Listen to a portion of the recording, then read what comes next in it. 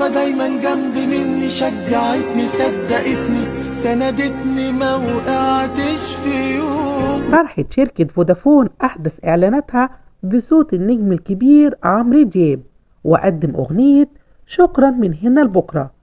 الأغنية عبارة عن رسالة شكر لكل اللي ساهموا في دعمنا طوال حياتنا، وهي الفكرة اللي عبرت عنها الأغنية والصورة.